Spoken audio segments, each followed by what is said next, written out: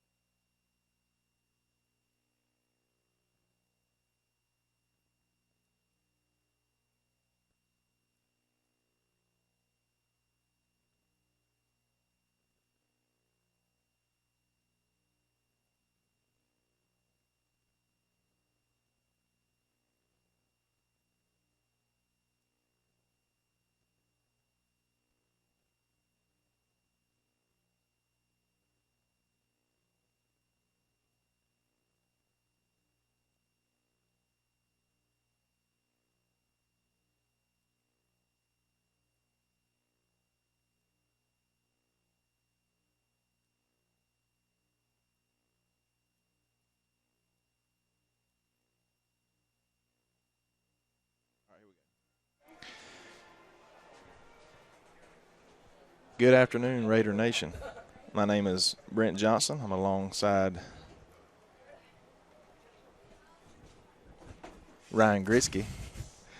I had a small technical error there, and I paused, and he looked at me like, "Oh, you forgot my name?" I'm pretty sure you forgot the name. He's not messing with anything up here. We are live broadcasting on the NFHS network, powered by Play On Sports, and brought to you by BCTV Productions at Bacon County High School. We're here in Statesboro, Georgia, for the region seeding tournament, and I'll explain more about that in just a moment. But we're glad to bring you this live presentation of high school sports on this high school sports network. I'm also here with Solomon Tillman, running the computer and providing the information there on the score bug, and I've got Ryan Taylor on the camera the majority of the time. It's a little hot out there, believe it or not, and these bleachers right in the sun, so we swap out a little bit there on the camera work. But we got a great venue here at the campus of the Georgia Southern University. Very similar. I was talking earlier. The picture you're going to see is the future of Bacon County softball. We're going to be in a venue similar to this, as far as having the stands right behind that kind of wrap around home plate, and then the netting, which is behind the home plate, which gives us a perfect camera view. It's a lot easier to film through this particular material than it would be the normal fencing. But I do have Ryan Gritsky here with me, going to commentate. I called him up this morning, or we was texting to get him to. He's at college here. I'm a junior. Junior now. It's hard to believe he's been out 2 years.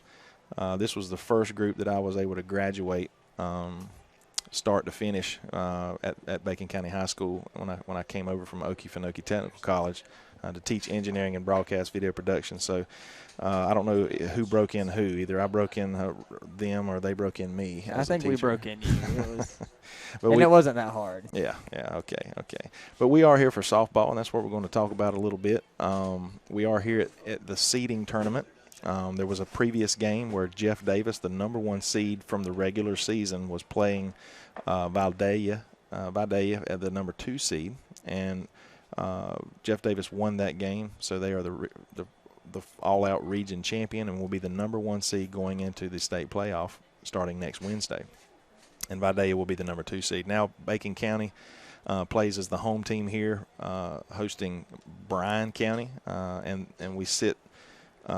We were actually the 2 seed coming in at the end of the season, but due to a loss there last week, we are playing playing for the 3rd and 4th seed in the playoffs for next week. So either way, we'll be traveling. There'll be no more games at home. But I'll talk a little bit more about that as the game goes on, as far as where we potentially will be, and then we'll know specifically when this game is over. But most likely, or definitely, we'll be traveling either to Monticello, Georgia, or Blakely County, and both of them are a tote. But we're hoping for this 3rd seed to go up, so that we'll have the opportunity to play the number 2 seed in Region 4 AA. We're going to take a quick break, and we'll be back in just about 1 minute.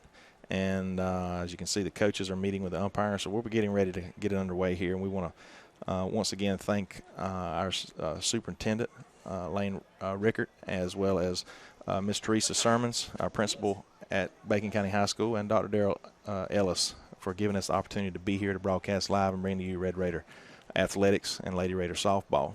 So we'll be back in just a moment. Thank you.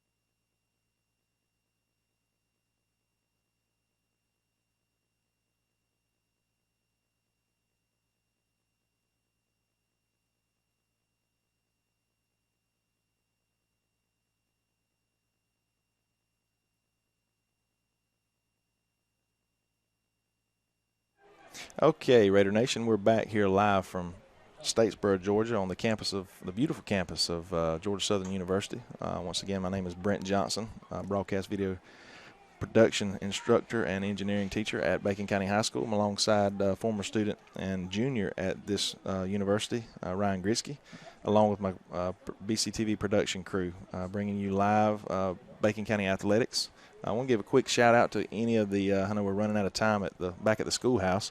Shout out to all the students and teachers that are watching this live, or the teachers that got it pulled up anyway.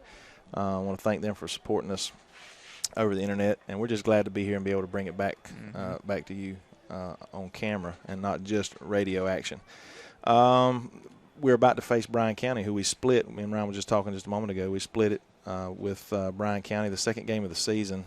We won 7-3 at home against this team, and then we traveled to Bryan County a little bit later in the season, and we lost 6-4. So both games are rather close. So we anticipate a good close game today, or they hope it's close. I hope it's not. I hope we take care of business here rather quickly, but we'll see how that goes. We're going to get started with some lineups here, and starting lineup for the Lady Raiders is Ashton Kite. She'll be playing third base and leading off. Ashton has a hand injury I'll talk a little bit more about as the game goes on. Abby Lewis is playing first base, batting second. Callie Anderson playing left field, batting third.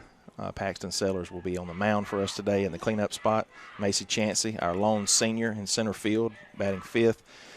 Sydney Sweat's going to be on second base for us, batting sixth. And in the 7-hole, Madison Taylor at shortstop.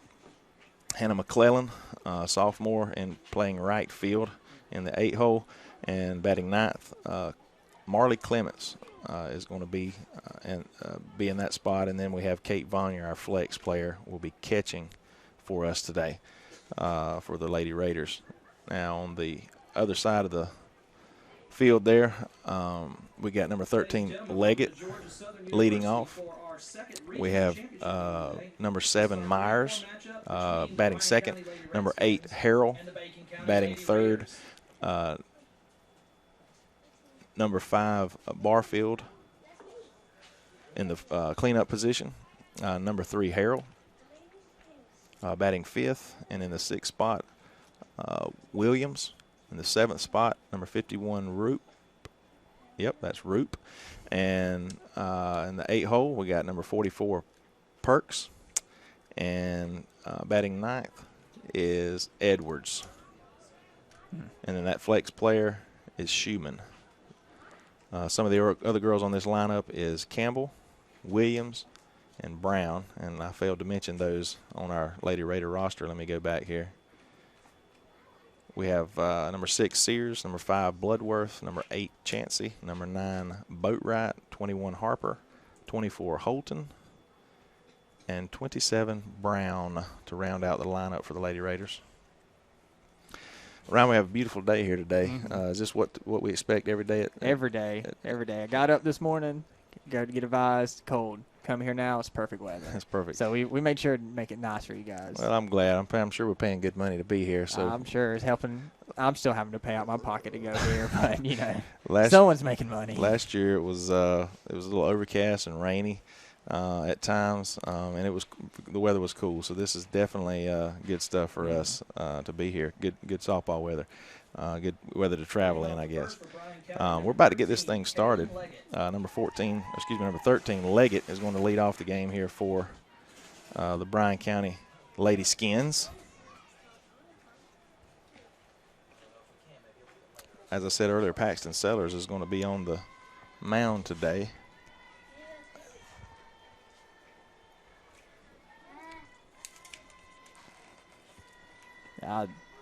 First pitch is a called strike on the outside corner, apparently.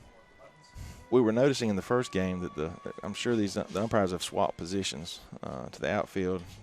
The fellow that was behind the plate early, he had a pretty tight strike zone, but there was some complaints early on in the game, but I think the coaches saw that he was being consistent, so they didn't. As long as we won't, with the Braves being on, I know everyone's been watching baseball, and that's what I've been talking to people. As long as the umpire is consistent. That's right.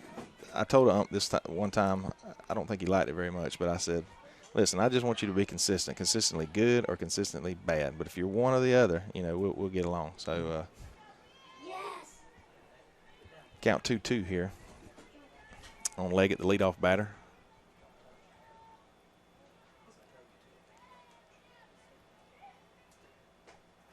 Oh, it's that first strikeout of the game. It is, leadoff batter. It's a good sign for Paxton. I was talking to her just before the game. She was kind of sitting over by herself. I went over to her and I said, how you feeling? She said, I feel pretty good, just a little nervous. I said, hey, just relax and have a good time. I said,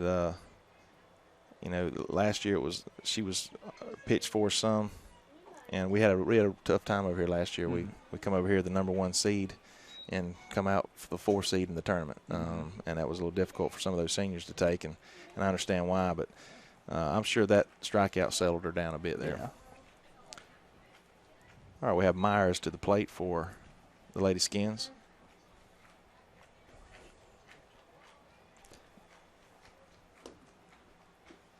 Oh, good pitch right down the middle for a called strike. I was noticing, watching them run out there, how many of their brothers and sisters I went to school with. It's making me feel old. That's right. I grew up with most of their brothers and sisters, the ones that have them. All right, counts 3-1.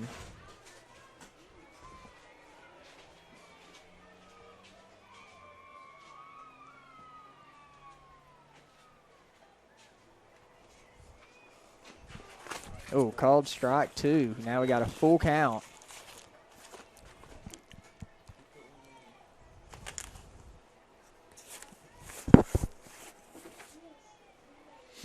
Payoff pitch. Ball. Almost hit her in the foot.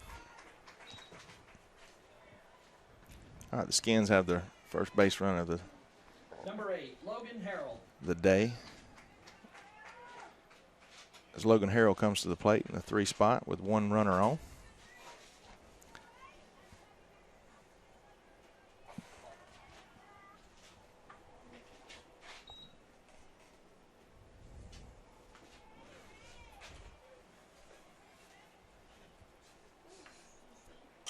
Oh, hit left field and easy catch. Callie Anderson scoops that ball up. She comes in just a little bit. She's played good defense this year. Batting in the low 300s. It's Barfield, cleanup hitter. She's up to bat at 2 outs. And this ball.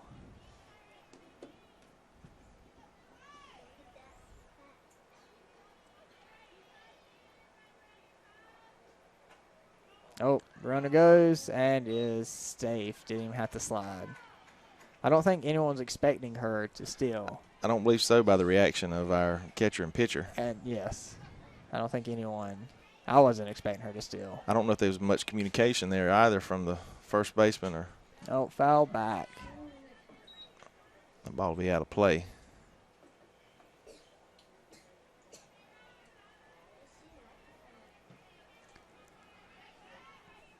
Bryan County comes into this game with a 17-6 overall record. Oh, hit. Excuse me, an 18-11 overall record. And that ball is caught for the 3rd out of the inning in foul territory by Ashton Kite, and that's going to end the inning or the top of the inning. The Lady Raiders will come up in just a moment. Ryan and I are going to take a short break, and we'll be right back with you for the bottom half of the first inning as our Lady Raiders come to bat for the first time this game.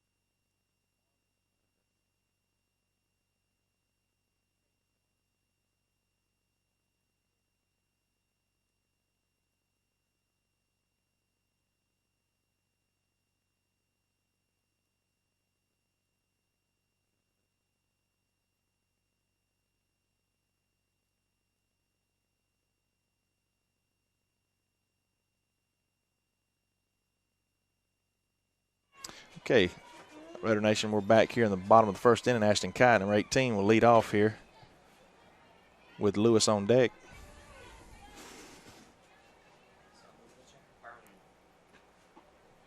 Ashton's suffering from a hand injury the last game of the season. While playing third, a young lady slid into her hand, and she takes a pitch off of the back left shoulder as she stands in. That ball's high and tight. She appears to be okay. They're not sure exactly what's wrong with her hand. There's a lot of swelling. They've been icing it and treating it certain ways, just hoping that it's going to heal up nicely for the run in the state playoffs beginning next Wednesday. All right, Abby Lewis at the plate now. Abby also is our number 2 pitcher.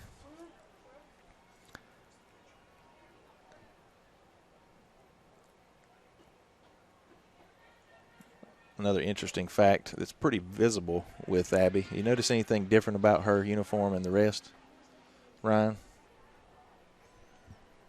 No, I don't actually. I'm blind. I see she has a shiny bow, and that's kind of distracting for me. She's wearing white cleats. That's what I thought, but I didn't want to say it. After this pitch, I'll elaborate.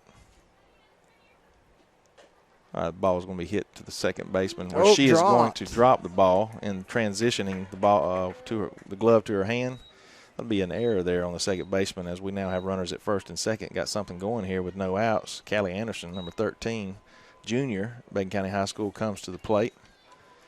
I got to ask her before the game today. I was like, "What's up with the white shoes?" She said, "Well, it's really nothing special. I just like to be different." But Coach told me, I asked him about it, and he's like, that difference is probably going to change here in the next week or so. Oh, I've known Abby. She did a little bit of tennis stuff, Sarah, she's always been a little funny. Bunt laid down the first baseline perfectly by Callie, doing her job as she moves the runners from second to third for the sacrifice. That's exactly what was called up and exactly what happened. And if she were to happen to bunt for a hit, that's just gravy in that particular situation. All right, number 4 batter comes up, and that's going to be Paxton Sellers, our pitcher, who can help herself right here with a big hit. So we have 2 runners in scoring position. Called strike. Counts 0-1. Got 1 out in the bottom of the first.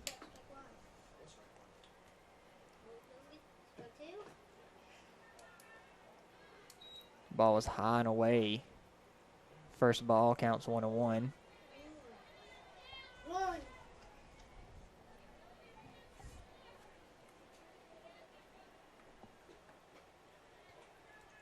Ball's high for ball 2.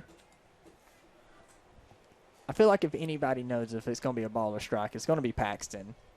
I feel like pitchers have that advantage.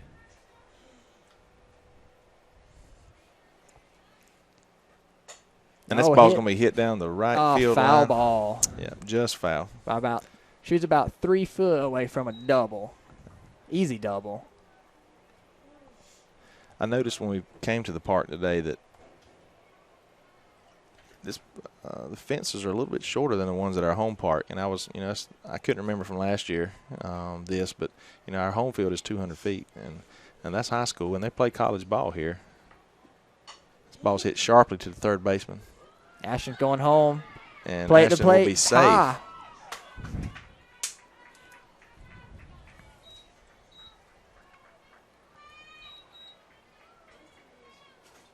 I don't think it was meant to be a sacrifice, but Number 11, no, that was. But we'll take it. It works. That's an RBI. She also advances the runner from second to third. Abby Lewis is now on third. 2 outs. And Macy Chansey, I mentioned earlier, our lone senior on this team. So we got a lot of good kids coming back next year. Has a chance to help this team. Chansey does have some power and a lot of speed. She's very tall and lanky, but she can put them up and put them down. Tall and lanky people are the best, but that's just my opinion. because I'm tall. And Well, you're lanky. kind of short, right? I'm 6 foot tall. That's a solid 6 foot. That's too. radio height. That's a solid 6. If I'm radio height, about 6'4", 6'5".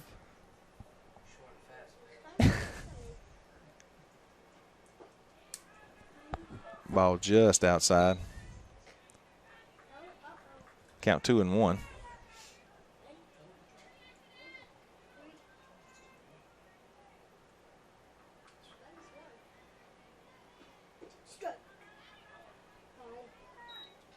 Ball 3. Pitcher's pitching very carefully to Macy. Hitters count 3-1. And that would have been ball 4, I believe, but she couldn't lay off. Them high pitches always look the best. They look the best. Full count now. Macy with 2 outs here, bottom of the first. 1 run in for the Lady Raiders. Runner on third. And good eye by Macy. She's going to draw the walk. So we have runners at first and third as Sydney Sweat comes to the plate. Number 2, Sydney Sweat. Another one of the many juniors that we have on the roster.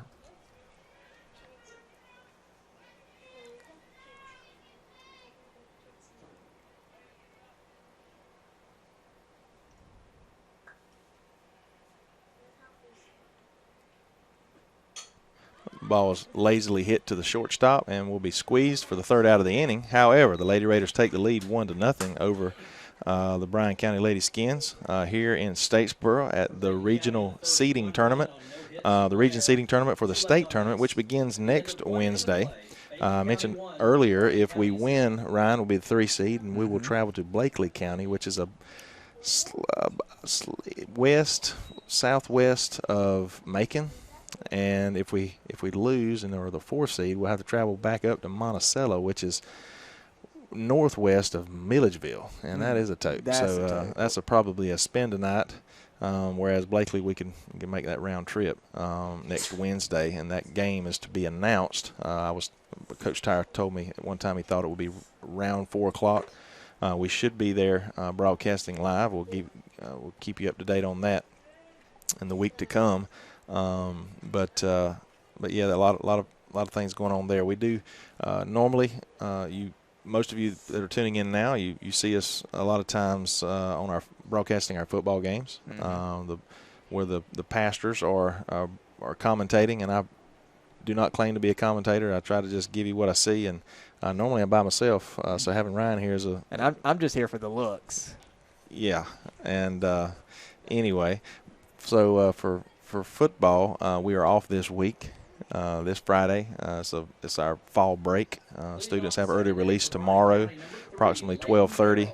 We get out, and the kids are out through Tuesday, so there won't be any school till next Wednesday. Yeah, we're headed up to the high country for a few days, myself and our family. We're going to Disney World, but I've got a hotel out of here Thursday night to make it in time, or my family's going to leave me. They don't love me.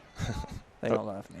Okay, we're back here in the top of the 2nd inning with the Lady Skins. Yep.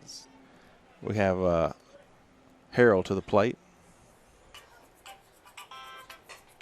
Hit deep. Callie's going back on the fence. Ball's off the fence. And Harold with a stand-up double start the inning off. Williams comes to the plate. Just seeing Number 22, Brooklyn Williams. Harold almost punch it out of here. She had leveled it out any more at all, hit the base of the fence, but it was coming straight down.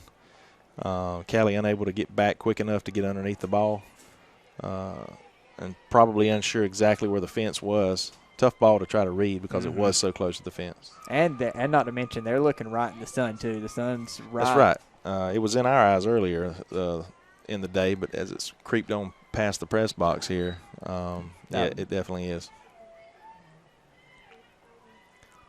Once again, 22 here, Brooklyn Williams at the plate with an opportunity to tie this game up with a base hit.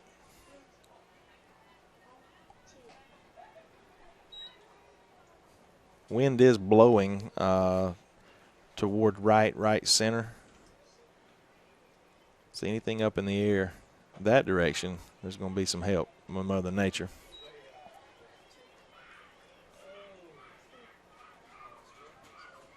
Got 2-2 count. Ball 3.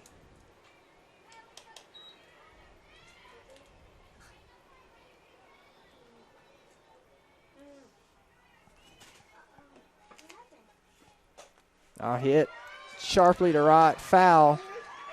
No, it's fair ball. I mean, fair. That's why I Gets to the corner, one hops the fence, and this game is tied with a back-to-back doubles here by the Skins. And that was Williams. To the plate comes Number 51, Taylor Roop. Roop. Taylor Roop, number 4, comes to the number 51 comes to the plate.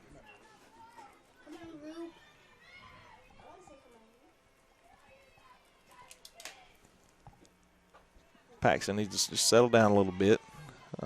She has a tendency, she kind of wears her feelings on her shoulders. You can tell when she's pumped or when she's a little stressed out there. But no doubt she's been in this situation before. She's been tested as a freshman, as a sophomore, and now as a junior. She should be able to pitch out of this. Nope. Ball was hit straight up in the infield, called by the first baseman. And again, I don't know if the sun played a role in that as Abby attempted to make that catch. And I know that's frustrating for a pitcher. She Number 44, reaches down and grabs her a scoop of dirt there in her hand. So we now have first and second. Perks at the plate. squared up for a bunt, pulled it back for a called strike one. No outs for the Lady Raiders here in the bottom of the first inning, where the game is tied. Excuse me, top of the second.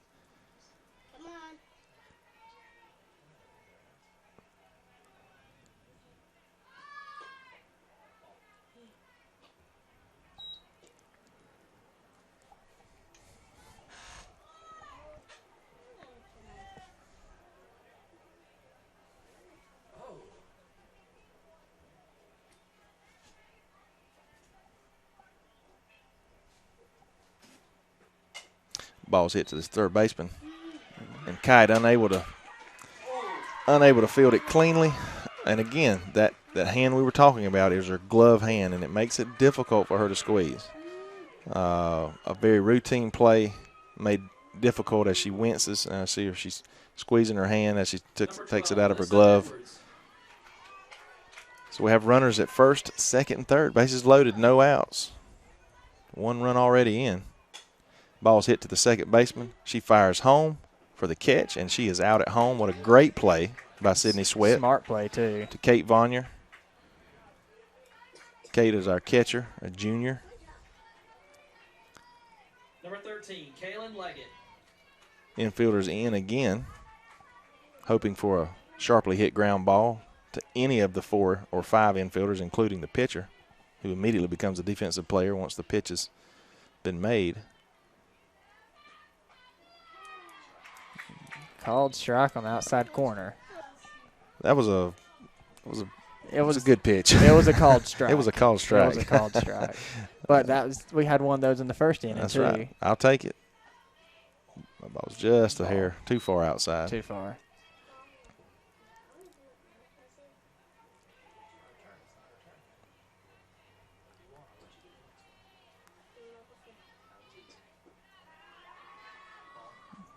Ball is defended well by Kate, rather a little bit low to the plate there. Keeps it in front of her.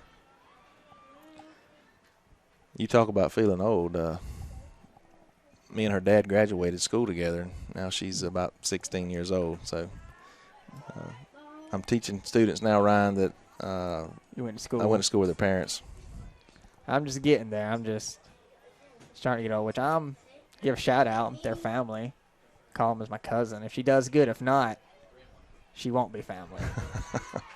All right, that ball is inside, and she has walked in the go-ahead run for the Lady Skins. The score now is 2-1, Bryan. 1 out.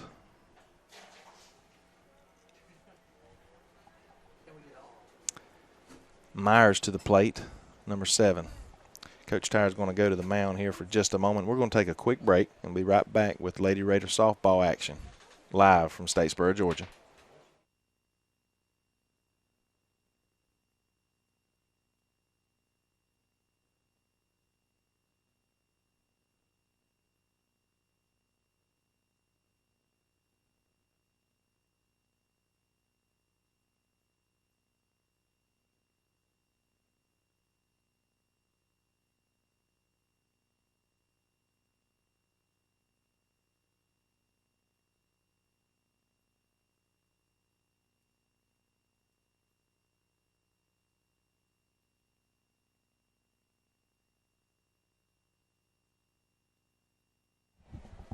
Okay, we're back here. Top of the second inning. The Lady Indians have taken, their Skins have taken the lead here, 2-1. Bases are still loaded, 1 out. And ball. Number 7, Myers, is at the plate. Harrell on deck. Back around to the top of the order.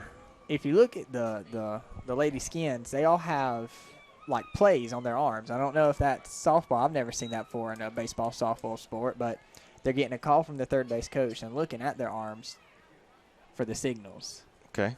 I'm like you. I don't know if I've ever seen that. It's similar to what you'd see on the football team. Football field. I got you. Everyone has them on. Well, it's going to be a signal to what he wants the batter to do, and then the runners will react to whether she's bunting or going to be hitting away.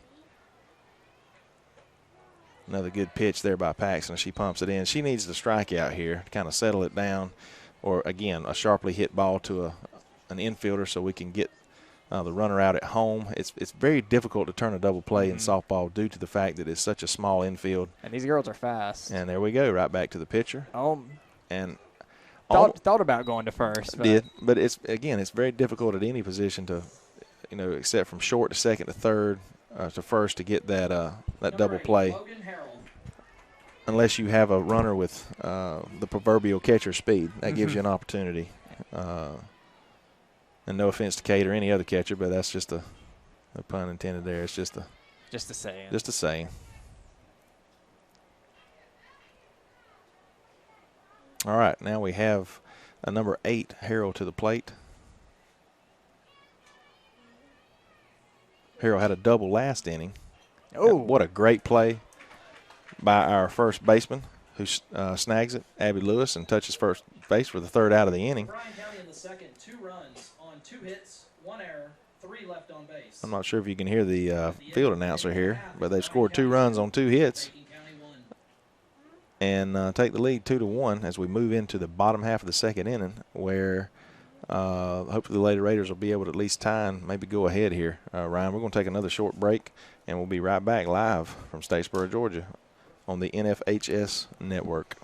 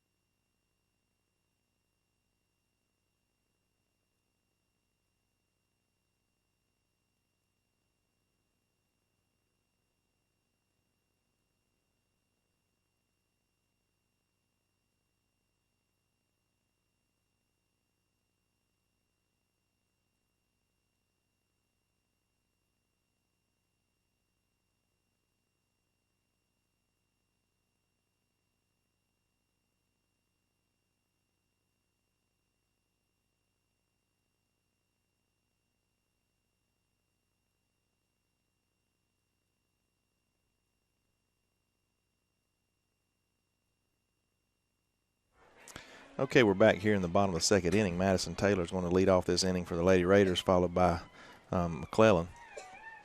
Lady Raiders are down 2-1 here, as Bryan was able to score 2 runs in the top of the second. Called strike 1.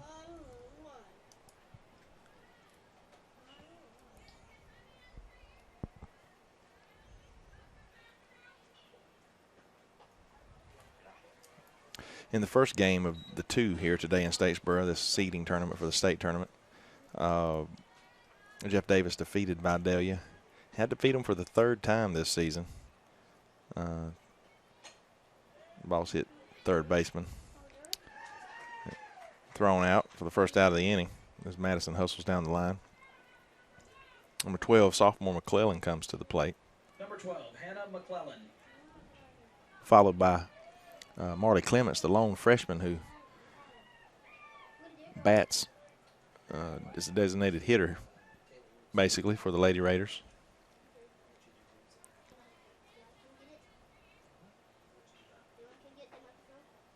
It was a good pitch there. Wasn't called strike, but it was still a good pitch there on that outside corner to give our Lady Raiders something to think about. McClellan has done very well for us in the field and has really come around with her bat throughout the season as the season's progressed.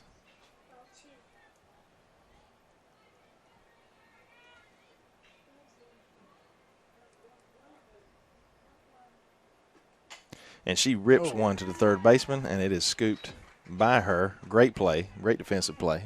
Very good. That's all you can ask is these young ladies to hit the ball hard somewhere, and that's what she did. It just made a great defensive play. Number 3, Marley Clements.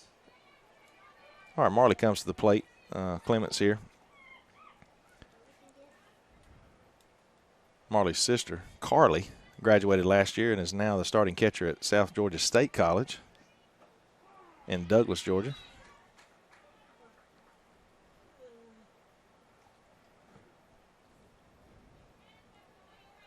On deck is Ashton Kite.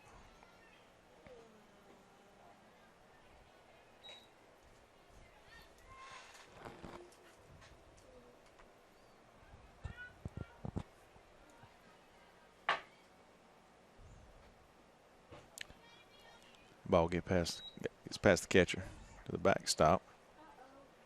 Count 2-1. 2 outs. Bottom of the second.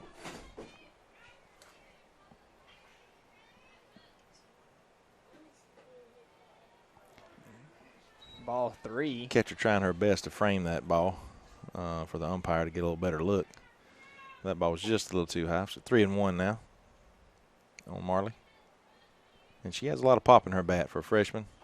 And she will take her a walk. And she is very fast on the base paths. It's because she's number 3. This is a good, that's a good thing. 2 outs 18, Ashton Kite. with Ashton Kite coming to the plate, back to the top of the lineup. Ashton, a junior as well.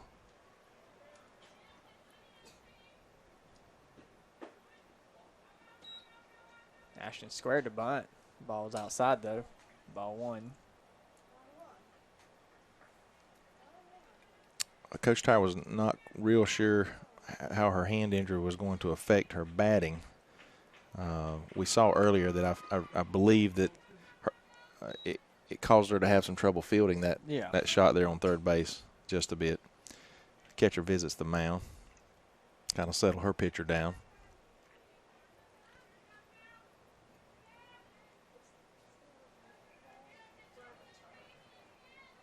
If you haven't noticed, she is a lefty. There's not too many lefties that we face throughout the season. I think she's only the second pitcher. Doesn't throw the ball extremely hard, but it's different coming from the southpaw. Just that look.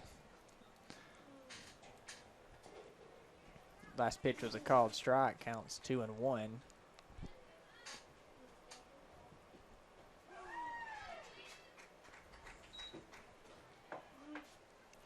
2-2 now on Ashton. She'll have to be a little bit more aggressive now. 2-2-2, 2 outs. Run at first.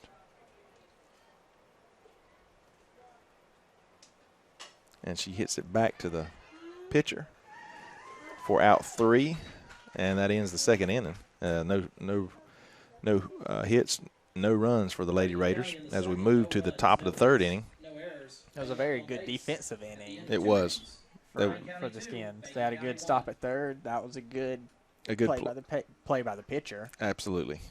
Sometimes that's just the way it is. You put the bat on the ball, and you know you just hope, as the other team, you're hoping for defensively that you can manage whatever's hit to you, basically. And that's what they did a good job of that inning. We're going to take a short break, and we're back to you again live here with Lady Ready Softball from Statesboro, Georgia on the NFHS Network, powered by Play on Sports and brought to you by BCTV Productions.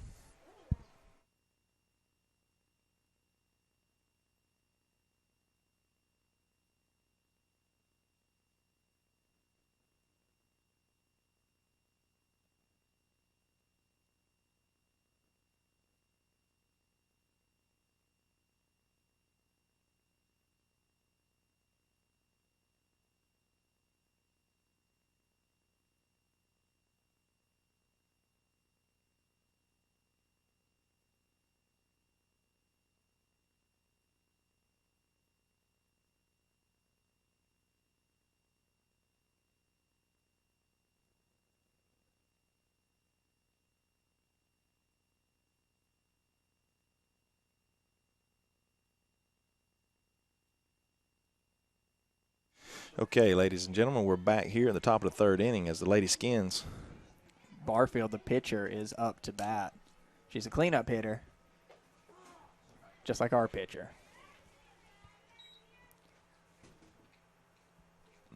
Lady Raiders down 2-1 here. Ball is lazily hit near the third base line as the shortstop, Madison Taylor, comes over and calls it, makes the play. First out of the inning.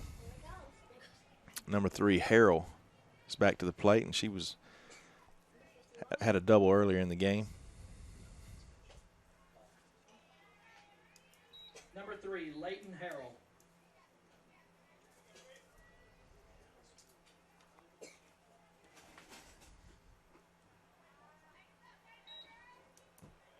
Count 2-0 with 1 out.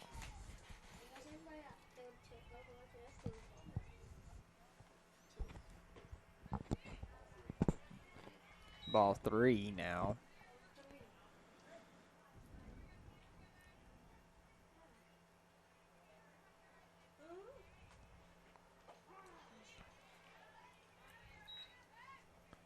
It's a good pitch by Paxton. Keep herself with the batter. 3-1 count. Oh, called strike 2. Good pitch. Climbing back into this count, 3-2, 1 out.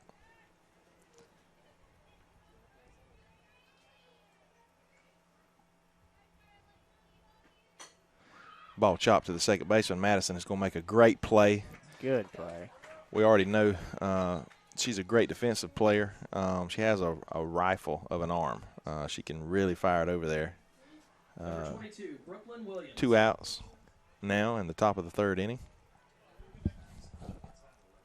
Williams to the plate, number 22.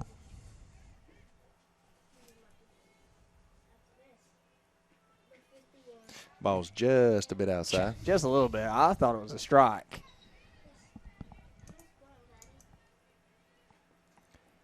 The Lady Raiders come into this game with a 15-3 region record, and Bryan County 12-7 region record.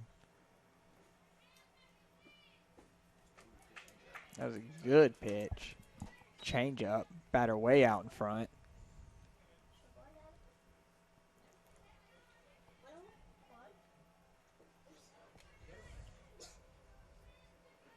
Ooh, hit batter. That ball was just high and tight, and it was in that position where I think she just wasn't able to react because the ball was so high. I believe it. The hitter. I think it got her shoulder and Yeah. then the base of her helmet. I think Yeah. I heard it even through the glass here. And it was a hard pitch too. She appears to be okay, and that's a good thing. Now the other thing is Paxton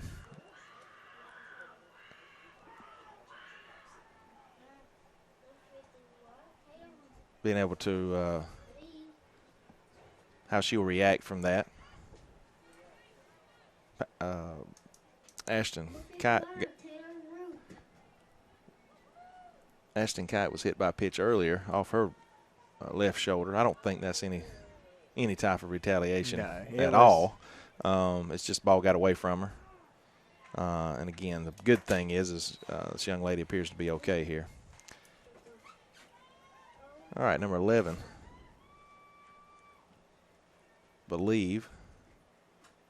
Excuse me, 51, Roop to the plate. The ball was off the net back here.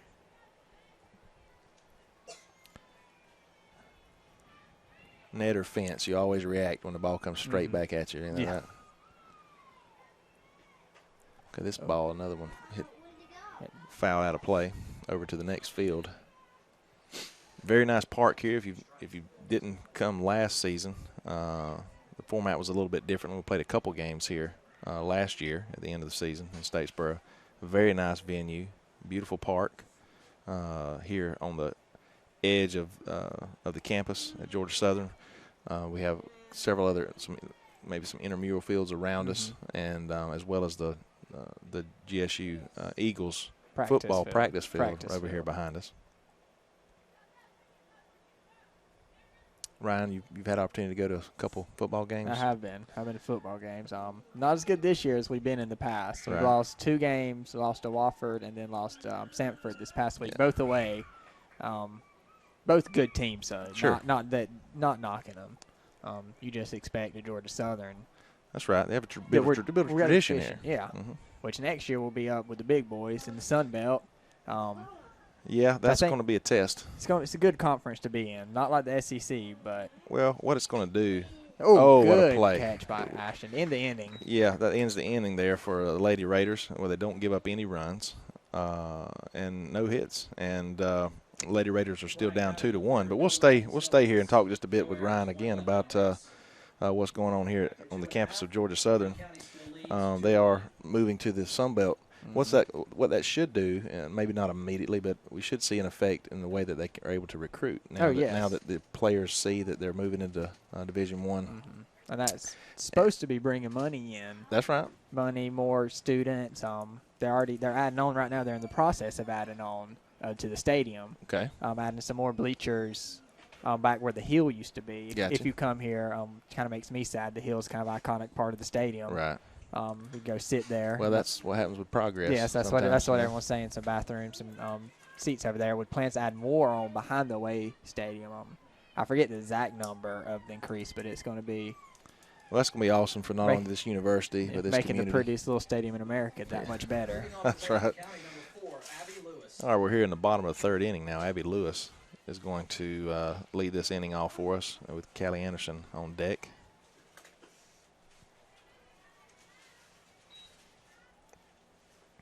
See, now that you've said something about the white cleats, That's all I noticed. They stand out, don't they? I did notice that we have 2 people with red cleats, though.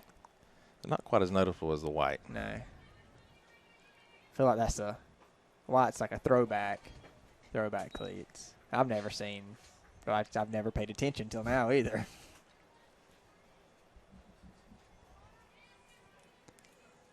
I think some of the other girls call them Sperry's.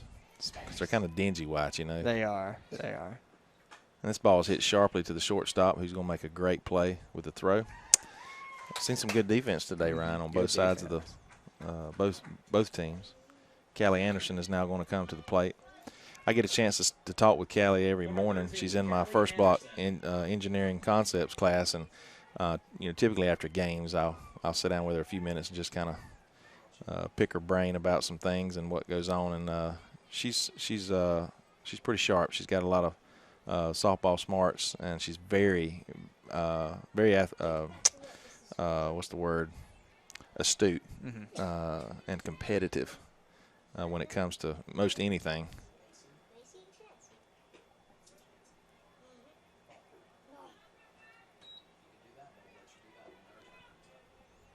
Count 1-0, 1 out. Bottom of the 3rd.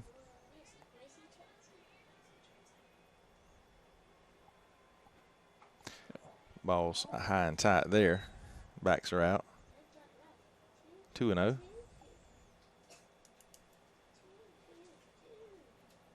Catcher back out to the pitcher. Calm her down, talk some strategy. Take a break.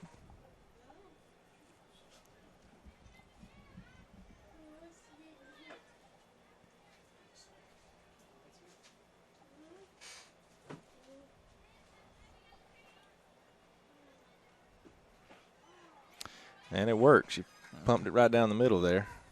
Count 2-1. And Callie may have been taken all the way in that situation where you got two pitches that were not anywhere near the strike zone. And that ball hits sharply up the middle. Pitcher makes a great play just to knock it down as Callie hustles down the line. She's coached to do.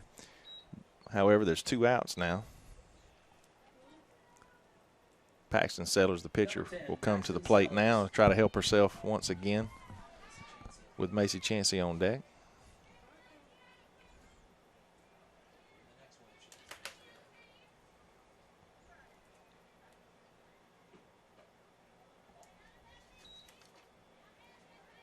Last time Paxton was up, she got our lone RBI with Ashton scoring from third. At that point was to take the lead. Paxton has the pop in her bat to tie this game up. We was talking earlier before the game began, Ryan, about losing 3 of our really big hitters. Graduated last year, Caroline Taylor, Carly Clements, and Abby Boatwright. 2 of those have gone on to play at the next level. And the other one picked the best school to go to. She's also a student here. And she picked pretty decent major, engineering, to go into. It's a good school to do it, too, here at Georgia Southern. 2-2 the count with 2 outs now on Paxton.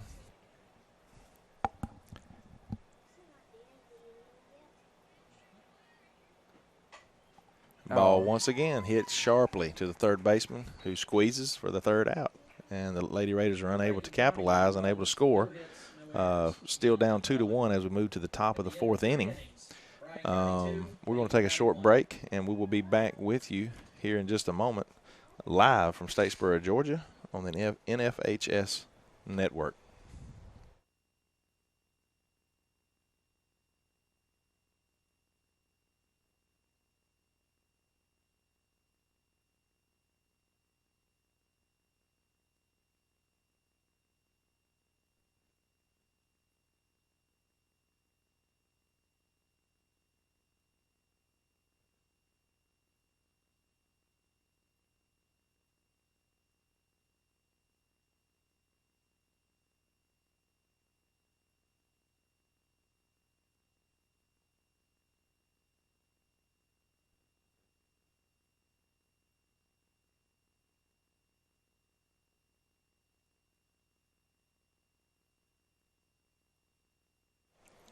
All right, we're back here in Statesboro, Georgia. Leading off for Bryan County in the 4th inning, number 44, Kaylee Perks. Top of the 4th inning, Kaylee Perks comes to the plate.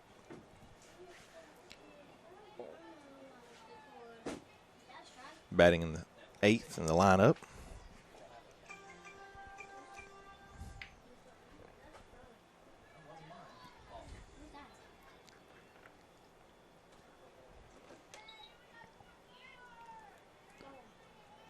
On deck is Edwards. This ball is hit sharply up the middle. Oh. Ball's going to fall. Macy, playing center field, hesitated slightly, judging that ball. I don't think she would have been able to get to it. I think she did. It took a good diving catch. Yeah, and if she dives, it gets past her. I think she did good there by just keeping that ball in front of her and getting it in as quickly as possible.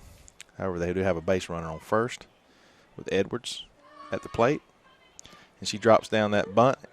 And with a good play there, we're going to get the force out at second base. What a great play. That was. Another great defensive play by these another third baseman. Yeah, these third basemen today are both stellar play. Ashton had that little slip up right at the beginning, but she settled down with her hand, obviously with her hand. Right. But settled down, and she caught a good line drive, and that was a smart play to make sure she got the lead runner. That's right. Leggett back to the top of the lineup. This ball is hit back over behind the press box here. Strike 1.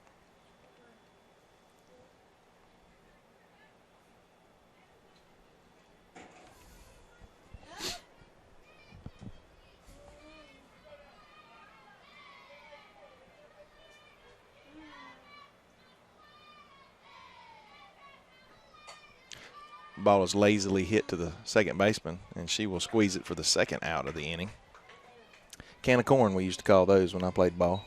Can of corn. It's just a can of corn right there. Number 7, Mindy Myers.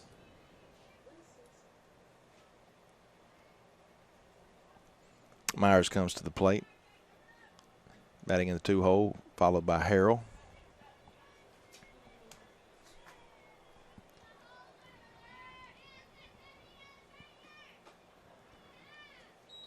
That looked like it was meant to be. I think it was a planned pitch out there. Pitch out. Yeah. Like the runner on first looks like she has some speed, and I'm sure they know. They played twice already. That's right. These coaches do a pretty good job of scouting. I've noticed that calling some of these games. In the Vidalia game when we played last week, our last home game, pitcher had a really good changeup, but she didn't pitch it to all our batters, so they know which ones is. They do a good job of scouting, on offensive side of the ball as well as defensively.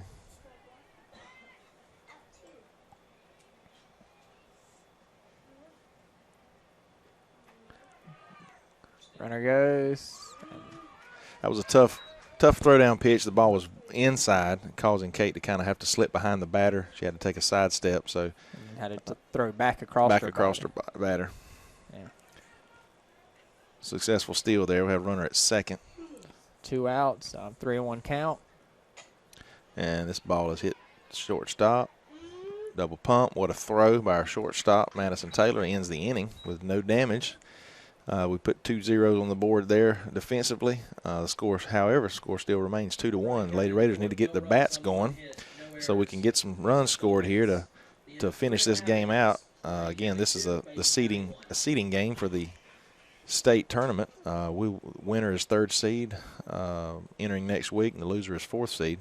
I mentioned earlier if the Raiders are fortunate to win, we will travel to Blakely County, which is southwest of or northwest Macon area, just outside of Macon there.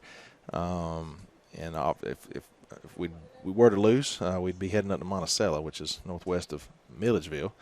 But either way, we're headed to the first round of the GHSA State Softball Tournament beginning next Wednesday, and we're 2 rounds away from Columbus, the Elite Eight, which we've made 3 out of the last 4 years. So, Coach Tyre has built, somewhat of I guess you can't call it a dynasty because typically you have some championships involved with calling something a dynasty, but he's definitely built a very solid program here at Bacon County High School, something we can be very proud of over the last 8 years.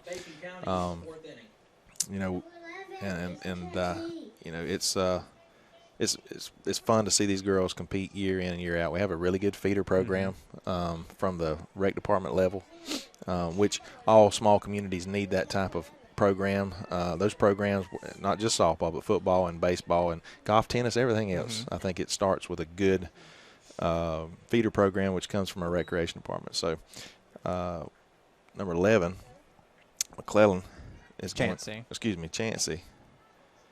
is going to lead off the inning here, center fielder for the Lady Raiders. She rips it past the third baseman this time. No chance for her to grab that one, Ryan, as it was hit sharply. So she has a base hit here to lead off bottom of the 4th inning for the Lady Raiders. Hopefully we can get something going here. Sydney Sweat comes to the plate with Madison Taylor on deck. If you look how shallow the outfield's playing, if you get a ball in a gap, you're scoring. That's true. First base girl on first is scoring, possibly turning triple, which I know the fields are smaller. So that's right. They are playing them rather shallow.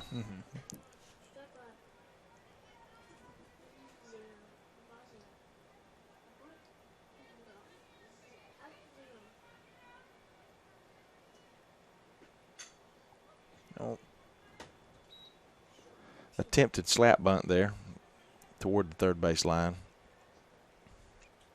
Counts quickly 0-2 though. No outs. Runner at first.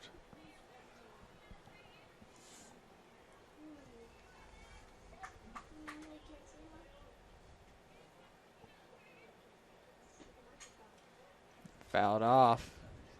Staying alive. It was a good pitch by the pitcher on the outside corner. Would have been a strike.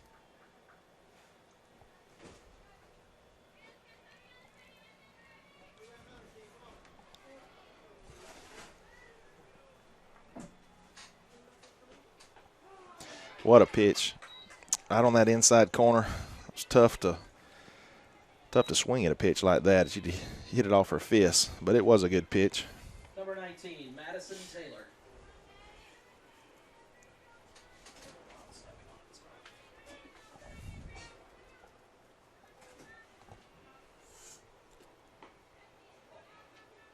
Ball just outside there. Count 1-0.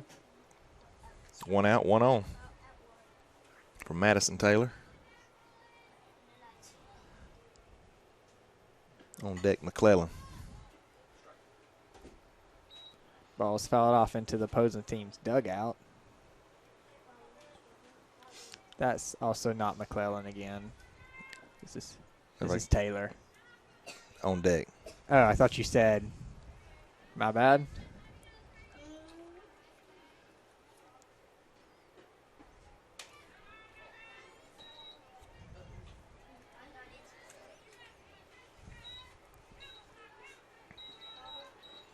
Madison, a junior as well.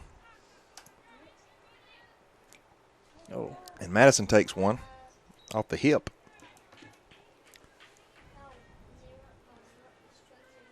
And she'll advance to first base, which in turn advances Macy to second. Number 12, Hannah McClellan.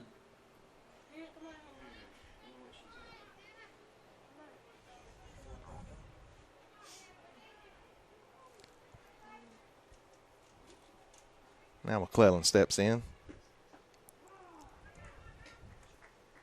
Clements on deck.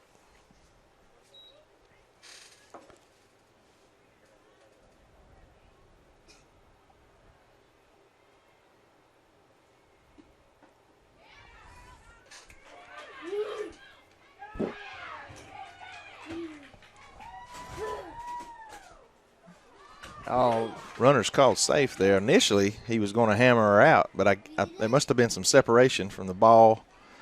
Something. Looks like the coach is going to. He wants to find out exactly what happened. But there must have been some separation from the ball from the glove, something there that allowed our runner to be safe at third. Very aggressive base running by Coach Tyre there, and it works out because the ball was there. So we now have runners at first and third with 1 out. Count 0-1 on McClellan here. Bottom of the 4th inning. counts 0-2. Okay, 0-2.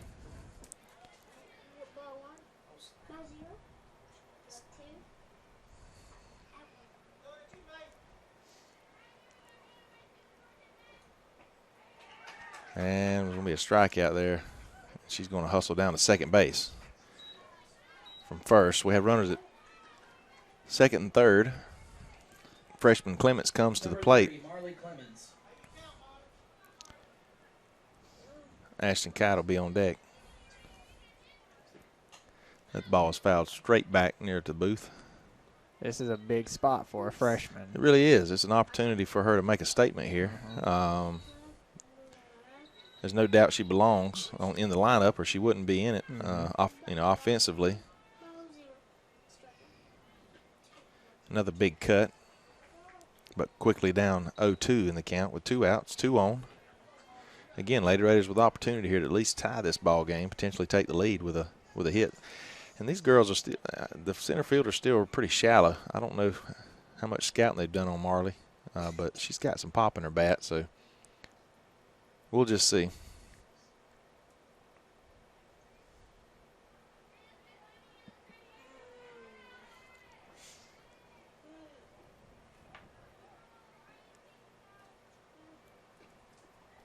Ball is off. We're gonna get a tying run right here by a pass ball. We're gonna get 2 runs here.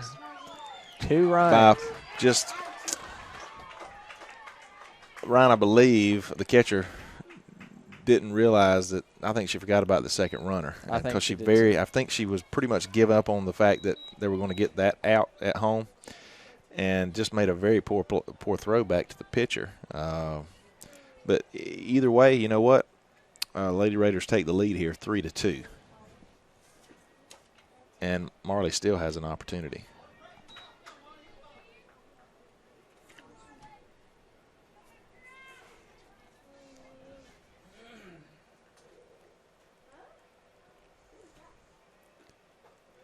Ball high. She's working the count now. That works at the full count.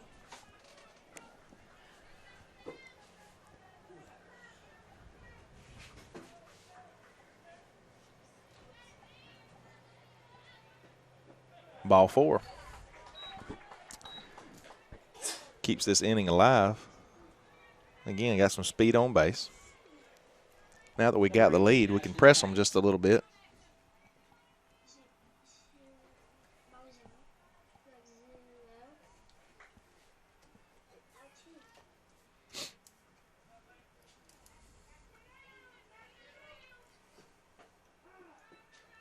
Ball's called a strike, which I believe that last walk, if I have it right, was the first walk that wasn't a hit by pitch. Okay, was a 4-pitch walk. Which she's only struck out 2, which come this inning. Ball high, and she throws down to first base to keep Clements honest down there.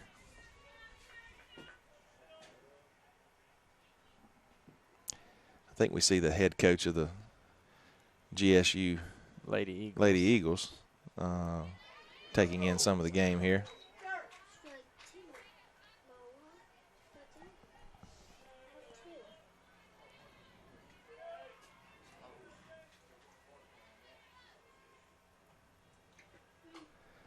Big cut by Ashton Kai, just a little high on that pitch for her to get on top of. Count stays the same, 1-2.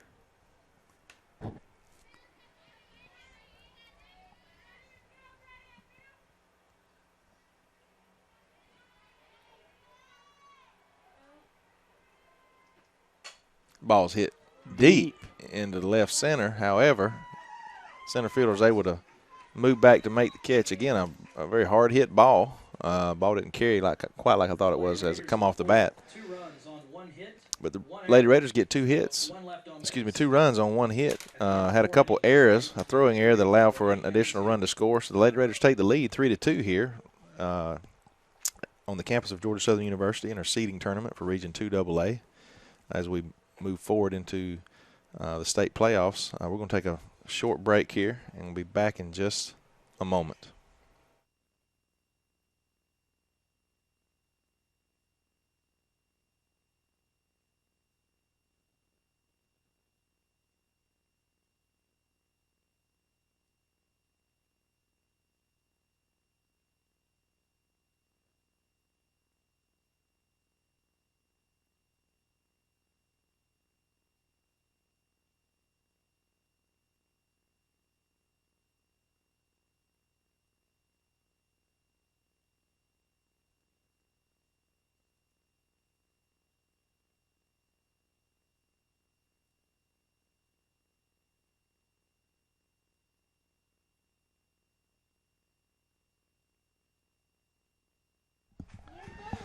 All right, Ryan, we're back here now in the top of the 5th inning.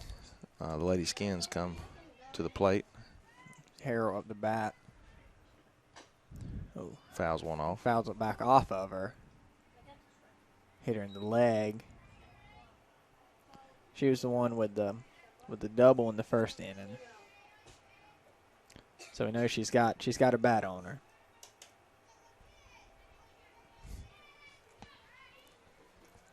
Following Harrell is Barfield.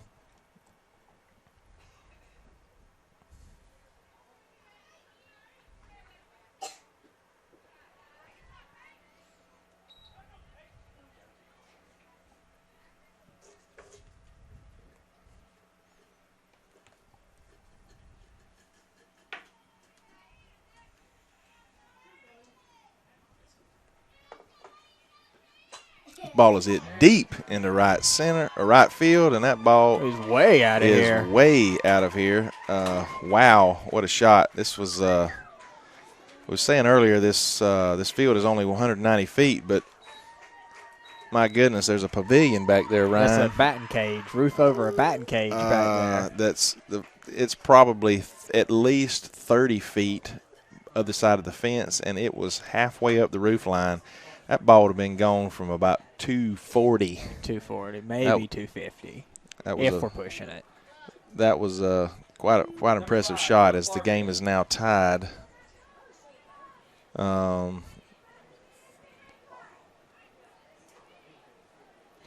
think all you can do as a pitcher after that, because it was a good pitch, absolutely, is just laugh it off. And you just tip your hat sometimes. It's just going to happen. That's the way Paxton looks. She looks like she's out there you got to tip your hat. Sometimes, you know, the hitter gets the best of you, and she got all of that one. And I'll describe that to you just in case our camera work didn't do it, you know, complete justice. But it was a shot. And again, the wind was blowing out that way, so it probably helped a bit, but it was still it was a bomb.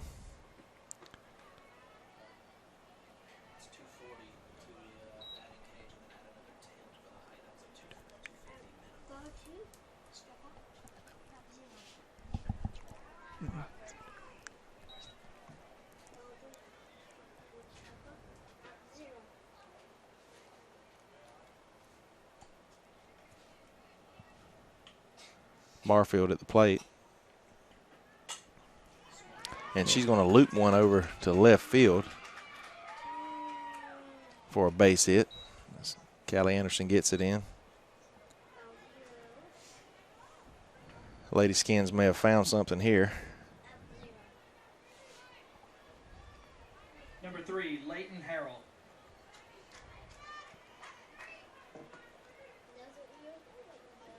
With Harrell at the deck, at the plate, with Williams on deck. Which I just noticed I might be slow. We've got 2 Harrells on their team. Logan Harrell, who just hit the home run. I wonder what's the chances of them being sisters. I feel like pretty good. Well played by our center fielder Macy.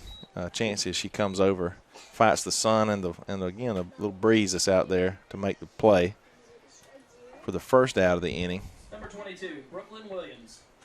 Have Williams to the plate now, number 22 for the Lady Skins, and Roop is on deck.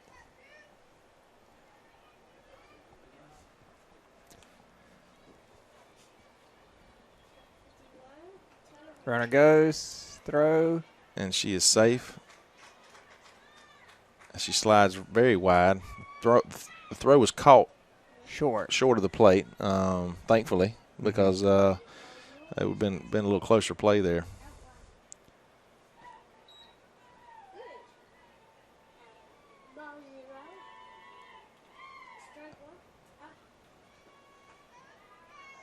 As now they try to put a little pressure on our defense. Runner at second. 1 out. 1-1 the count.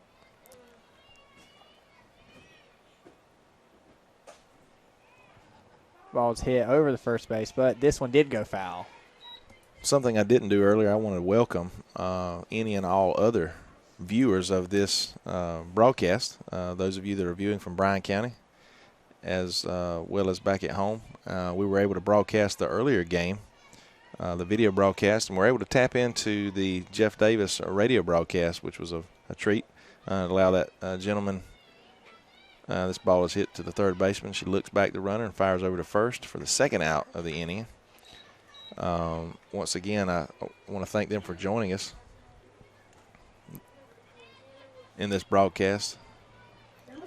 I notice our superintendent, Dr. Lane Reichert, is in the house with us this afternoon. Made the trip along with Mr. Scott Taylor, who's our head of facilities operations, Bacon County School System. Of course, Scott's here for a very obvious reason. His daughter plays shortstop. That's Madison Taylor.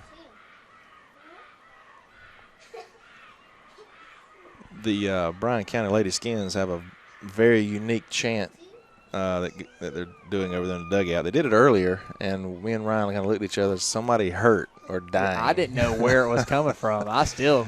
It's kind of frightening, actually, but I guess that's why they do it. It's working on the broadcasters, at least. And speak of the devil. There it is again. I do not have my outside audio hooked up today. Otherwise, you could share. Still may be able to hear it. It's pretty loud. Pretty frightening. We are getting close to Halloween. We are, is what it is. Kate Vonyer goes to the mound a moment to speak with our Paxton. She fires one in to the shortstop. Madison unloads as we get the third out of the inning. Lady Raiders give up 1 run, which is the tying run. Scores 3-3 as we move to the bottom of the 5th inning. And the Lady Raiders is, we're still in this ball game, or it is a ball game.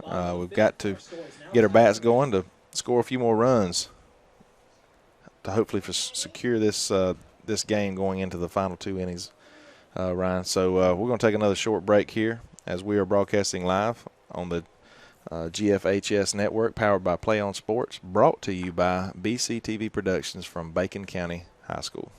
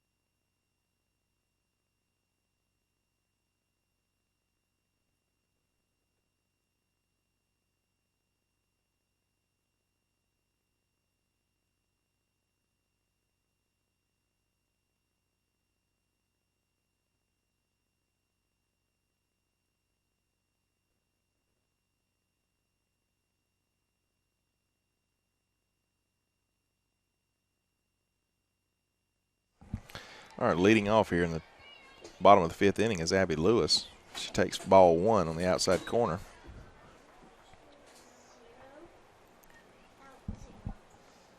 Callie Anderson on deck.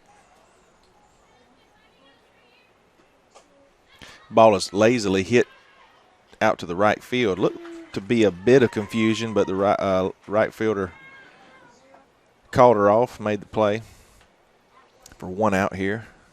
Bottom of the 5th. Number 13, Callie Anderson. Once again, this game is tied by a couple hits last inning by the Lady Skins. Callie Anderson to the plate. Ball was a called strike. The Paxton Settlers on deck. Callie had a sacrifice the last inning, or her last at bat.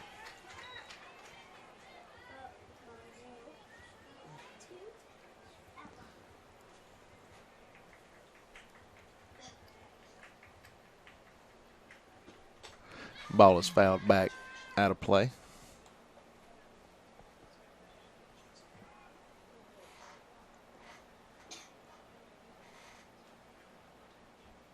I feel like with how many balls have been fouled back, I feel like we're starting to run out of balls out here. Got to go chase them down now.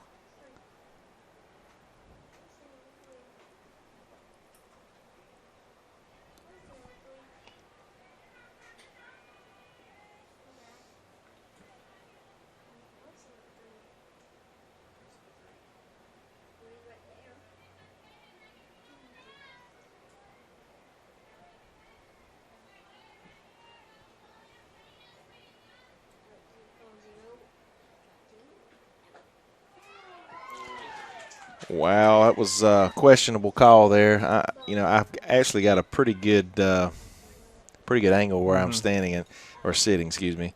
That ball was very good pitch, but it was just a nit bit outside. I guess I'm pulling for the home team here a little bit, but it's maybe close enough that Callie should have been a little more aggressive.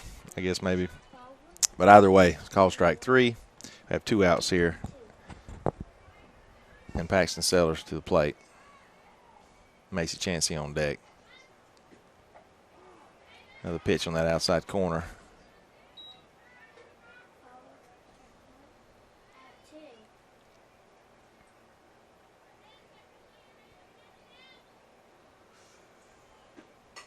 This ball is pulled down the left field line, just foul. Hit in no man's land there is what you'd call it, in a dead zone, that it was going to be a base hit. There was nothing the defense could do about it, but it was about 2 feet outside the line. Count 1-2 on Paxton.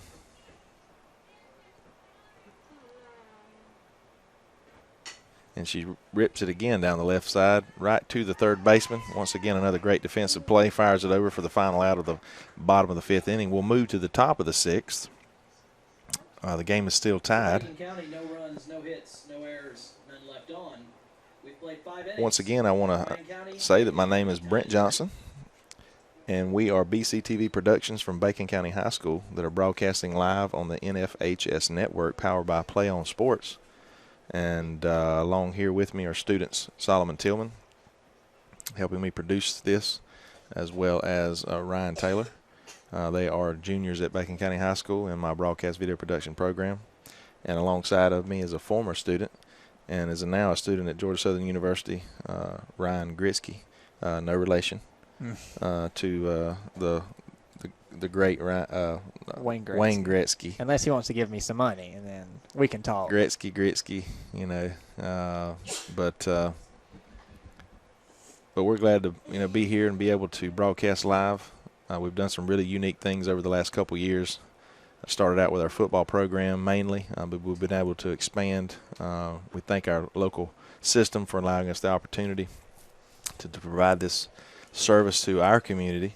Gotten a lot of feedback from a lot of different people in a lot of different places, not just in Alma-Bacon County, but literally all over the country and the world, that allows our former graduates to keep in touch and watch what goes on at our high school. Multiple military people who are overseas are given the opportunity to view what we do, not only live but on demand, which makes it very convenient. Well, we're here now in the top of the 7th inning. Ball is fouled. I think I could have caught that, Ryan. It was coming right at us. It's coming right at us. I didn't have a knee-jerk reaction, but there is a net. You may not. Hopefully, you can't even see it through the camera, and that's the beauty of that net, rather than a fencing. And that's something I talked about earlier, that and the gentleman just probably walked right in front of the camera, but we are in the top of the stands is where our camera's located, and we're sitting in the press box above it. But our new stadium, Ryan, is going to be a very similar venue, short wall like this behind the plate with netting. Our dugouts will be actually down in the ground slightly, kind of like you see in the professional level, and our softball field as well as our baseball complex. So we're looking forward to that. I don't know how long it's been since you've been. The new school's actually, you probably almost throw a baseball from your place over to the property from your home. I wish I was still in high school with the school there. It made me able to sleep in that much longer. That's right. But I don't know if you've been by the property lately, but things are really rolling along, and we'll talk more about that in the next break. Paxton Sellers now with a count 3-2 here.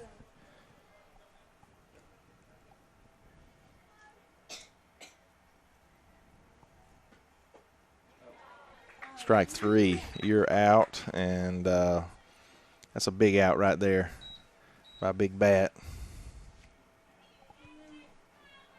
Number 12, Alyssa Edwards. Number 12, Edwards, is going to come to the plate now and leg it on deck. It's back to the top of the order. Ball is chopped to the shortstop. We're going to see what kind of arm we got here, and she fires it over. Yeah. And the ref, umpire, their hammers are out.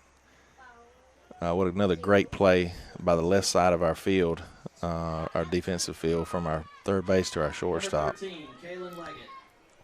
Been watching the coaches, and now there's like 2 or 3 of the players over there, and Madison's been showing off in front of a coach. I'm sure she doesn't know she's here, but she looked like she was fairly impressed with the stop and the throw. This ball is hit deep into left center, and Callie tracks it down and makes a great play coming over for the 3rd out of the inning. And we're going to stay here with you as the game is tied as we go into the 6th inning. Going to the bottom of the 6th. Going to the bottom of the 6th. Bacon County 3, Bacon County 3. Ryan, as I was telling you earlier, our new school, our new middle school, high school, located south on US 1 there, to the left as you're going out of town. It's going to be a really nice facility. I've had the opportunity the last couple of weeks to make a couple trips to not only walk through the entire high school portion, but Mr. Scott Taylor, I mentioned him earlier. Actually, I have had him come in usually once a semester, and when we're talking about construction, engineering, and those types of things, and he does a really good job because he's an engineer himself. And of talking to my kids about what's going on with our school, and he's done that for the last year. And he actually suggested, hey, why don't we take a field trip? I was like, well, sure, why not? So he pulls a bus up and takes our first block over to my my new lab. And although it's still bare, no paint on the walls yet, but you got wires sticking out of the wall and those types of things. But the general structure is there, and it's going to be pretty amazing with what we're going to have to work with for the next, well, maybe the next 15 years or so, but a school that's going to be there in our community for the next 50 to 60 years.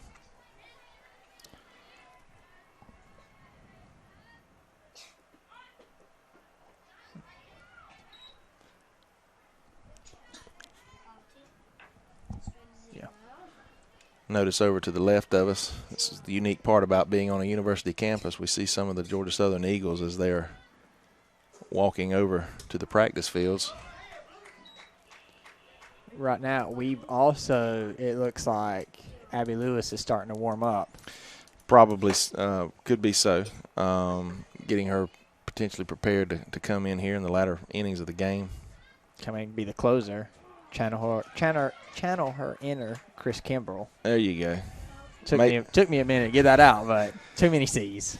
Macy Chansey at the plate now. The count is 2-2 with no outs here in the bottom of the sixth inning. She fouls that one off her fist to stay alive.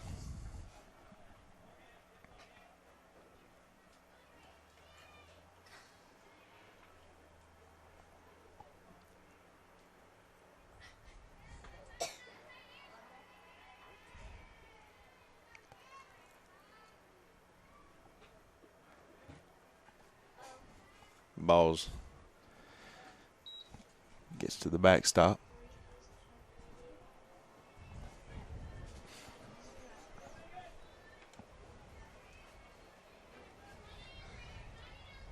Three-two count. And she rips it to the third baseman. And like a vacuum, she's got it and throws her out. Sydney Sweat comes to the plate now, our second baseman. Number 2, Sydney Sweat.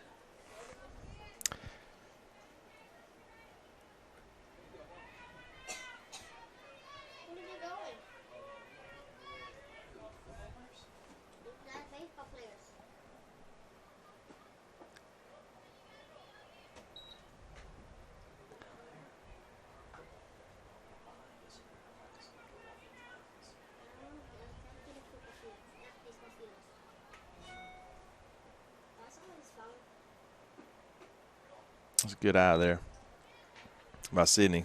Count 2-0 now, 1 out.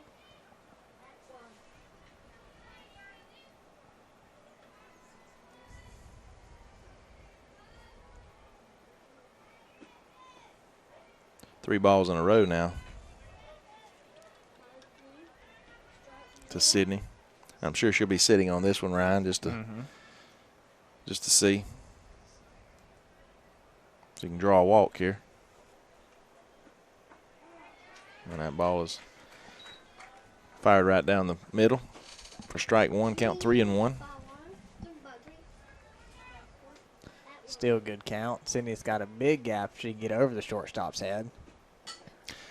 Ball 4 there, and she knew it. You saw her flinch there. Sometimes them higher pitches are tough to lay off. We said that earlier. That was a freebie there. Count 3-2 now. She's got to be a little more careful.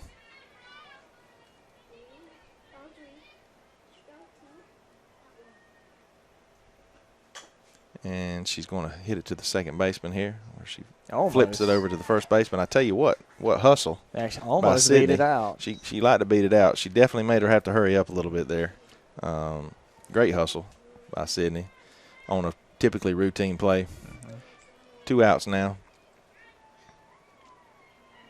Looks like we're going to get a pinch hitter for the Lady Raiders. Harper is going to come in.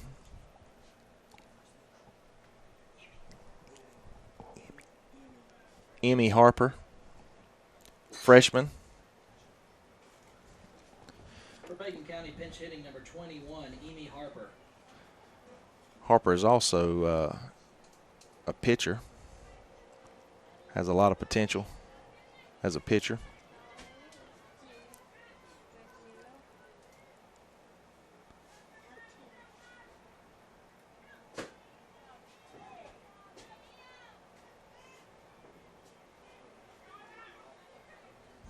Pinch hitting for Clements.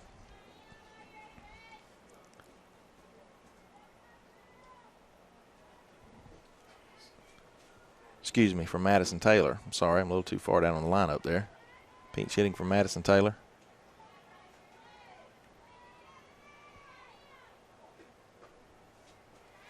She takes the ball high there.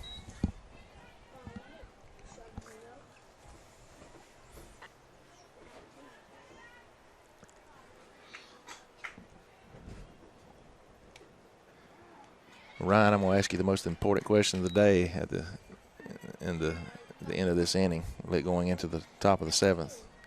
Kind of makes me nervous. Be prepared. Kind of makes me nervous.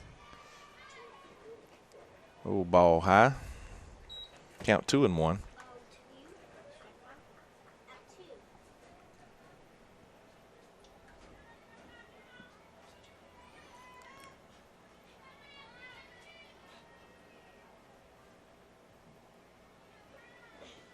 The Raiders have 3 freshmen on the varsity roster. Called strike today. Harper is one. Holton is another. And then Clements, who's been in the lineup currently. And that outside corner, that's tough. That is tough, but he's been consistent. The ball looks like it's slightly off the plate, but that is an unbelievable pitch and call by the umpire there. Lady Raiders unable to score. The score is now, still 3-3 here as we move into the last inning of the game, or regular inning, I should say. But we're going to take a short break, and we'll be back with you in just a few minutes. This is BCTV Productions on the NFHS Network.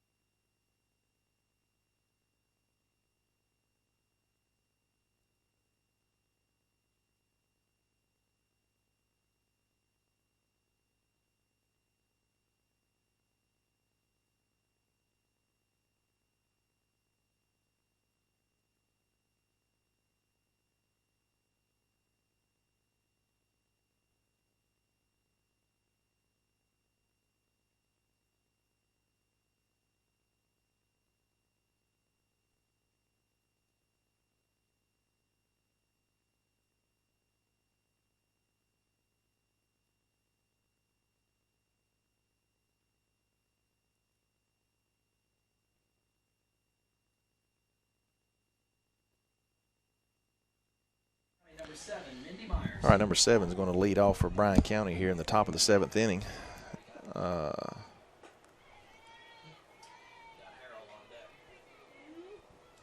Lady Raiders need to hold defensively here to give them an opportunity to win this game in the bottom of the 7th with the score tied 3-3. Counts 1-1. Ryan, I forgot to ask you that question, but I want to shoot it to you now and give you the ball's hit to the shortstop. Big arm to first, and she is out for the first out of the inning. I'm just going to ask you and let you ponder on it. Oh, glad no one's on our field. Sorry. We got to stop and eat somewhere before we leave town here. I'm going to feed these boys good. So give me a couple of choices here. That's the most important question of the day. Most important question. Cheapest place. No. It's got the best food. It's a little cookout place right over there. You can get 2 hot dogs, 2 corn dogs, large sweet tea, $5.02. I'm a college kid. Okay. I don't know. You got your Olive Gardens. You've got your Longhorns. Moe's is pretty good. We did the last year. They like the burgers there. So they got a Shane's Rib Shack. It's pretty good. Got a Mellow Mushroom. We've got a little of everything here. Standard town. College town. It should have some options. Bunch of cheap foods where I live at. The ball's hit sharply to the second baseman. She reels it in for the second out of the innings. Great play there by Sydney. Routine. Sometimes routine plays in this point in the game can become difficult. But those 2 plays just there by a shortstop and second baseman were played perfectly. Barfield to the plate now. Clean up hitter.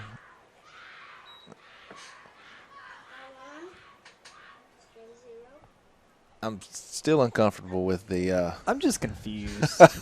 that's how I feel. And those of you that are tuning in, this ball's fouled out of play. We talked earlier about this chant that the Bryan screech. Screech. that the Bryan County Lady Skins put on for us here, and we were told during one of the breaks that they started it a couple years ago, and it was actually louder than what it is now, and more frightening. So. Count is 2-1, 2 outs, top of the 7th inning. Paxton's trying to finish this game off here so that we can potentially end it in the bottom. And this ball is hit back to the pitcher, and there's going to be a no throw. You know, that's a tough play. No man's land there. Nothing the catcher or the pitcher could do. It just bounced up and died right in the middle of them. Yep, had a little some spin on it that kept it from bouncing forward to the pitcher or spinning back to the catcher. Number 3, Leighton Harrell. So we have a runner on now with 2 outs. Leighton Harrell to the plate. Oh, shot hit Ball right is to hit center. Hard to center field, right up the middle. Runner advances to second, so we now have runners at first and second. That's how quickly, Ryan, something can get going here from just a dribbler out in front of the pitcher's mound, and now another quick hit up the middle. So we have first and second with 2 outs. Williams to the plate. Defense needs to tighten up here. And she hits one down the left field line. Runners home, throw. Throw to the plate. It's going to be late. Back-to-back hits. That'll be probably scored as a single, a double on a fielder's choice. But that scores a run. The Skins go up 4-3 on our Lady Raiders here in the top of the 7th inning. Runners at second and third. 2 outs. Rope to the plate. Nice stop there by Kate Vonier, our catcher, keeping it in front of her.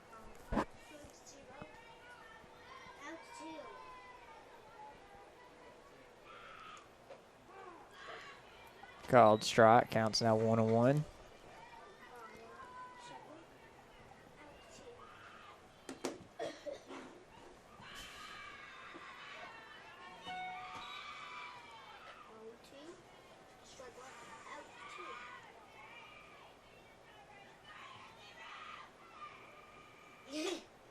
All right, this ball is hit to the shortstop. It's going to be a tough play.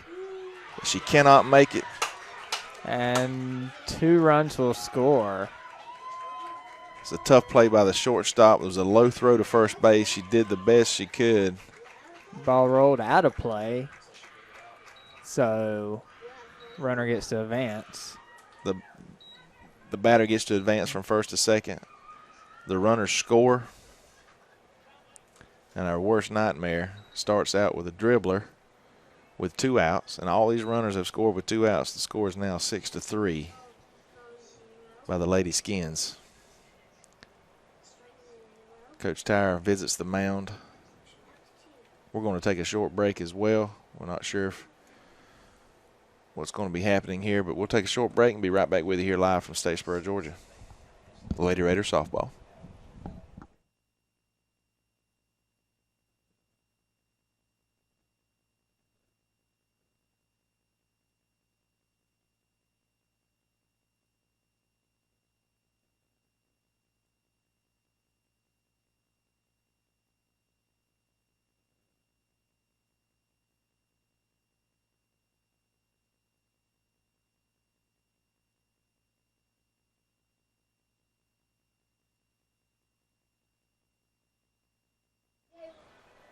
All right, we're back ready to go now.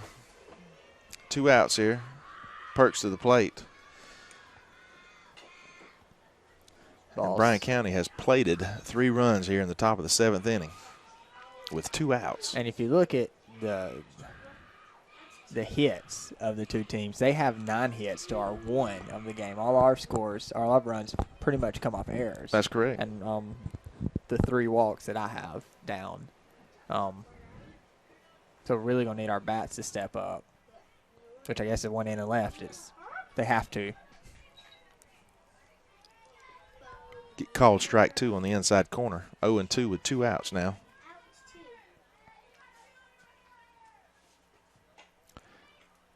And ball hit sharply to the third baseman. Sure glove there. We really needed that, the third batter. But they have 4 hits here in the top of the 7th inning. Bryan County did what they were hoping and supposed to and hoping to do. Lady Raiders are going to have to step up here. You mentioned it, Ryan. We've only had, and to be honest with you, I only noticed it right then. We've had just 1 hit this game. We've scored on 3 runs on 1 hit and 2 errors by Bryan County. So we've got to come up with at least 3 runs to earn some free softball here, or 4 runs to win. We're going to be in the bottom portion of our lineup that's coming up. McClellan is going to lead us off, and then we'll see where we go with the lineup from there. Looks like Marley Clements is going to get a chance again. Designated player. Number 12, Hannah McClellan. But this is to decide whether we are the 3rd or the 4th seed and whether we'll travel to Blakely County or Monticello. And Monticello is the number 1 seed. This is the team we faced last year as we came out of this ballpark last year, coming in as the number 1 seed and leaving as the number 4, and had to travel to Monticello last year, the first round of the playoffs.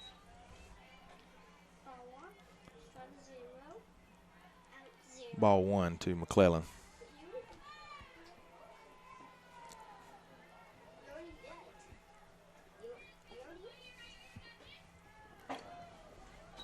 Ball 2.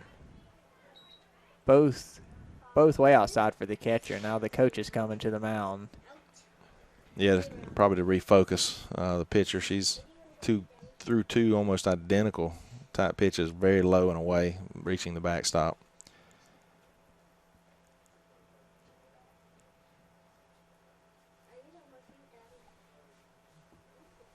In the earlier game, Jeff Davis defeated Valdelia, which solidified their region championship.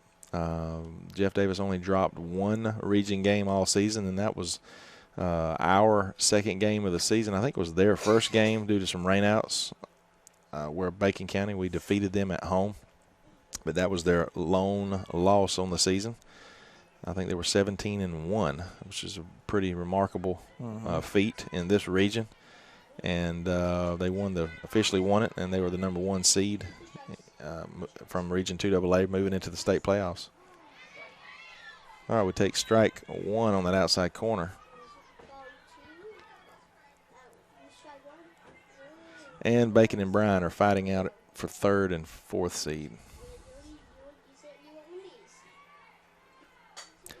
And she pops it up to the second baseman, and she squeezes it for the first out here in the bottom of the 7th.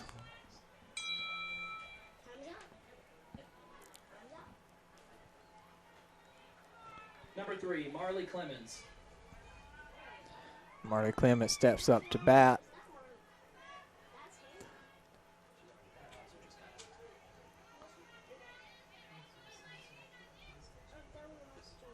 This is another big spot for the freshman to be in.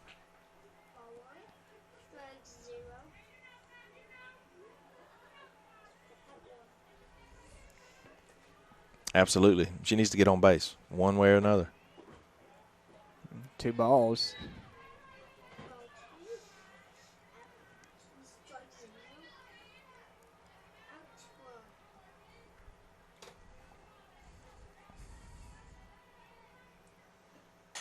Ball is hit sharply right to the second baseman. The Lady Raiders are down to their final out.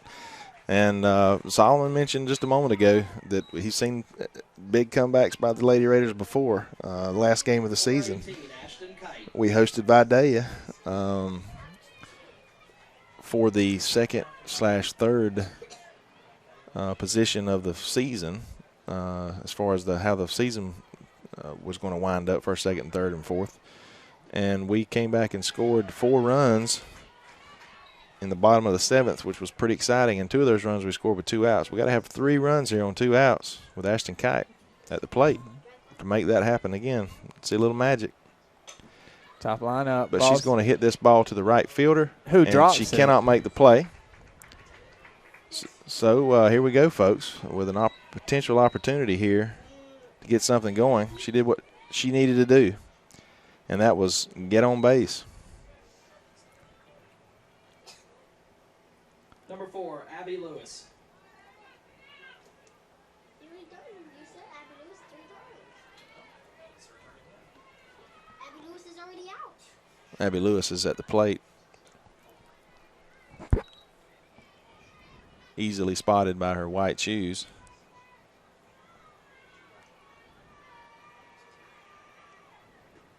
And she rips one into left field and unable to make the play. However, she did an excellent play by stopping the ball, Ryan.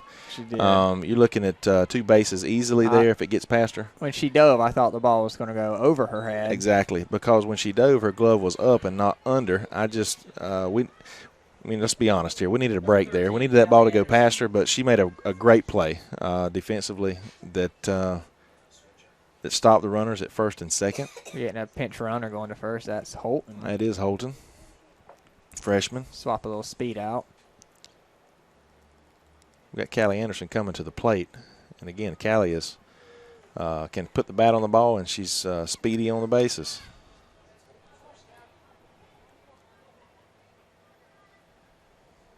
Couple more hits. Or one big hit. That's true. Wind is blowing out to right field. County number 24, Holton.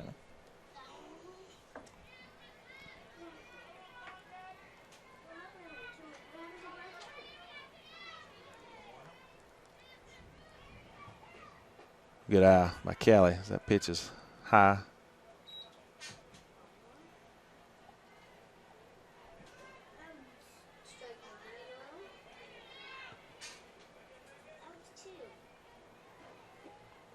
Another good eye.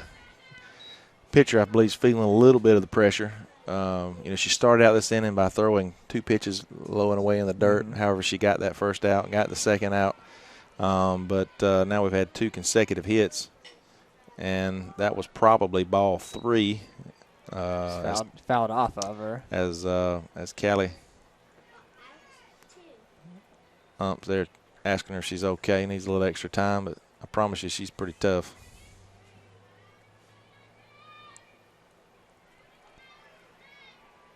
Count 2-1, 2 outs, 2 on. Lady Raiders down 3. Ball's hit deep, but foul. Rips it foul to the right.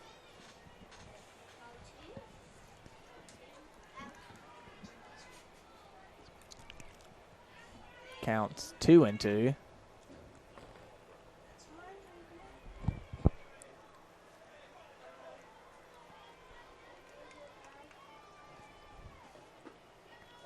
Good eye there.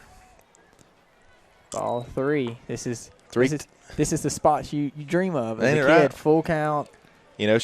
Theoretically she's got a chance to tie this game up with a big home run.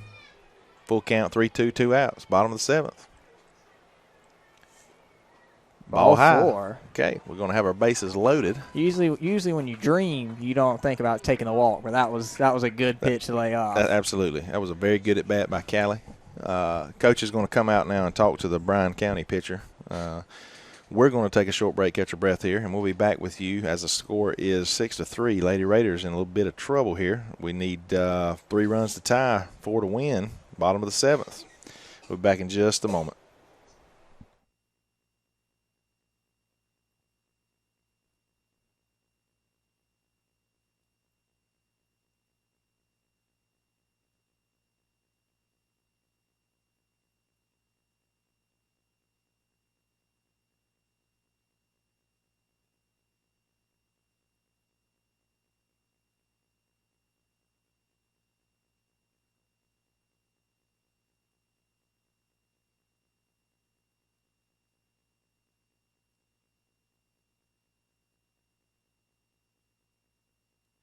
All right, back now here, and once again, bottom of the 7th. Bases are loaded, 2 outs. Paxton Sellers to the plate, who has pitched a pretty good game all the way around. She has a chance to redeem herself a little bit from the last inning as they scored 3 runs.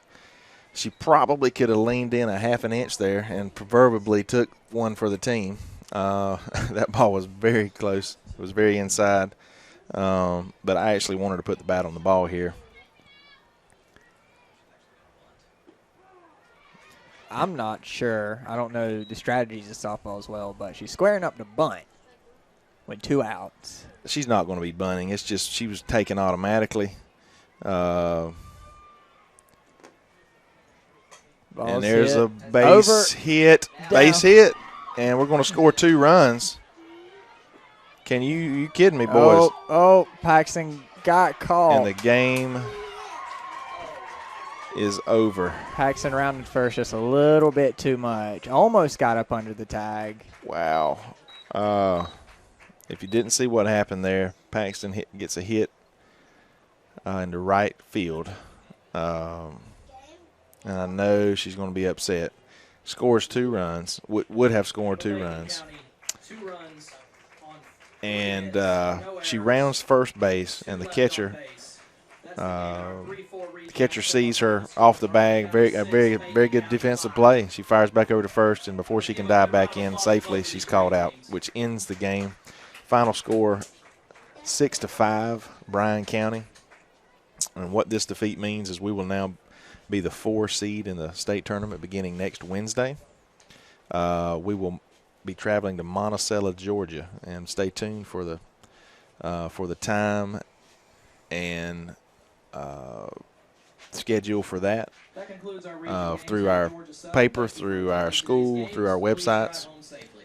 We'd like to thank you for joining us today. We're glad to be here live from Statesboro, Georgia. Once again, I want to thank Bacon County School System for giving us the opportunity to do this, myself and my student crew. I want to thank the NFHS Network for giving us this opportunity, powered by Play On Sports. This has been a BCTV production. I want to thank Dr. Lane Reichert, our superintendent of schools in Bacon County. I want to thank Ms. Teresa Sermons and Dr. Daryl Ellis, principal and assistant principal respectively, and Coach Mike Thompson and Coach Pooh Garrison, our co-athletic directors, for giving us the opportunity to be here to provide this service for not only our community, for those of you in our area. On behalf of myself, I want to thank you once again for tuning in. And once again, the Lady Raiders suffer a loss here. 3 consecutive losses here at GSU. I'm not a big fan of this place right now. But 6-5 is the final. I want to congratulate Bryan County on earning that 3rd seed. They will be traveling to Blakely County. And, folks, you can keep up with that and download and look at some brackets on the ghsa.net website. You can, again, keep up with all the Region 2 AA and throughout the state on the championship brackets there. So, once again, thank you for joining us, and we're going to be signing off so we can head back to Bacon County. Or to class. Or to class. I want to thank Ryan Grisky for joining me today. Ladies, we'll see you next Wednesday, hopefully. Red Raider football will be back at home in Morris Johnson Stadium. A week from this Friday, we'll be hosting Benedictine out of Savannah. So come out and help us support our young men as we prepare to play this juggernaut. And we look forward to seeing you. Thank you.